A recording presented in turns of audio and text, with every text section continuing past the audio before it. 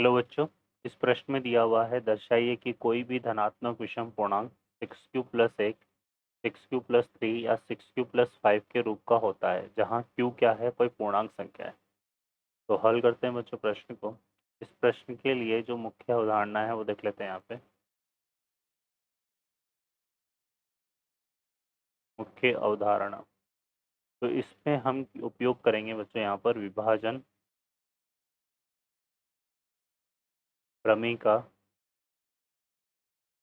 जो कि हमारे पास क्या होती है, इस तरह से परिभाषित होती है a बराबर b q plus r. R यहाँ शेषफल को निरूपित कर रहा है, ठीक है। और ए एक ऐसी संख्या जिसमें हमने बी का भाग देने पर भागफल क्यू आ रहा है और शेषफल आर। तो यहाँ पे जो आर का मान है वो कुछ इस तरह से परिभाषित होता है, ठीक है बच्चों। अब हम यहाँ पर बात कर रहे हैं, तो ये क्वेश्चन में हमें हमसे क्या बोला है कि हमें बताना है धनात्मक विषम पूर्णांक संख्या 6q+1, 6q+3 या 6q+5 के रूप में होती। तो यहाँ पर हम क्या करते हैं, कंसिडर कर लेते हैं, माना कि कोई धनात्मक एक संख्या हमारे पास a, जो कि हमने किस रूप में ले ली, 6q+r के रूप में। अगर हमने 6q+r के रूप में ले लिया तो यहाँ पे r बराबर हमारे पास क्या हो जाएगा, 0, 1, 2, 3, 4 और 5, ठीक है। अब r बराबर हम देखें यहाँ पर 0 लेते हैं तो a बराबर हमें कितना मिलेगा, 6q, है ना। और 6q को अगर देखें तो ये हमारा कैसे डिफाइन हो रहा है बच्चों, 2 गुणा 3q के रूप में।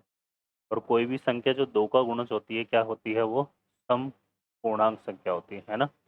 q यहाँ पर क्या है, एक पूर्णांक संख्या को निरूपित कर रहा है।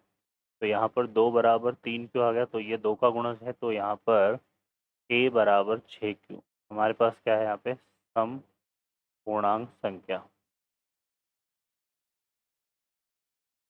ठीक है बच्चों। तो ये आ जाएगा हमारे पास। फिर हम लेते हैं r बराबर क्या है यहाँ पे, 1। r बराबर 1 लेंगे तो a बराबर क्या आएगा हमारे पास, 6q+1, है ना। और 6q+1 देखें तो 6 क्यूब तो हमारे पास क्या है, सम पूर्णांक संख्या है ना। 6 क्यूब हमारे पास क्या है, सम पूर्णांक है। और सम पूर्णांक में एक अगर हम जोड़ दें, किसी भी पूर्णांक संख्या में एक जोड़ दें तो हमें क्या मिलेगा, एक विषम पूर्णांक, ठीक है बच्चों। तो यहाँ पर 6q+1 जो है वो क्या है, एक विषम पूर्णांक है।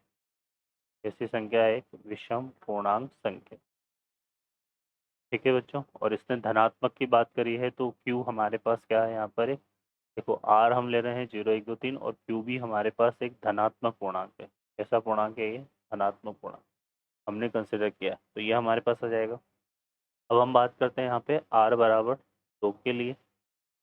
तो r बराबर 2 लेंगे तो a हमारा कैसे परिभाषित होगा, 6q+2 से। और इसको हम देखें तो ये आ जाएगा, 2 कॉमन आ रहा है यहाँ से, तो ये इतना बना 3q+1। अब ये 2 का गुणज है तो ये क्या है, एक हमारे पास सम पूर्णांक संख्या है। कैसी संख्या है, सम पूर्णांक संख्या, ठीक है बच्चों। अब हम क्या लेते हैं यहाँ पे, r बराबर 3। r बराबर 3 लेंगे तो ये आएगा a बराबर 6 क्यूब+3 आ जाएगा, है ना, ठीक है। और इसको हम कैसे निरूपित कर सकते हैं, यहाँ से देखो ये हमारे पास हो जाएगा, इसको लिख सकते हैं 6 क्यूब+2+1 के रूप में, है ना। तो यहाँ से 2 को अगर हम कॉमन ले लें तो ये आ रहा है कितना, 3q+1+1। और ये 2 का गुणज है तो यहाँ से हमें क्या मिल रहा है, ये समपूर्णांक। और फिर उसमें एक जोड़ रहे हैं तो ये मिल रहा है हमें क्या, विषम पूर्णांक। और चूंकि q एक धनात्मक पूर्णांक संख्या है, q किसको बिलोंग कर रहा है यहाँ पे, धनात्मक पूर्णांक संख्या को, तो यहाँ पर ये हमारे पास a बराबर 6q+3 कैसी संख्या हो जाएगी, विषम पूर्णांक, विषम धनात्मक पूर्णांक,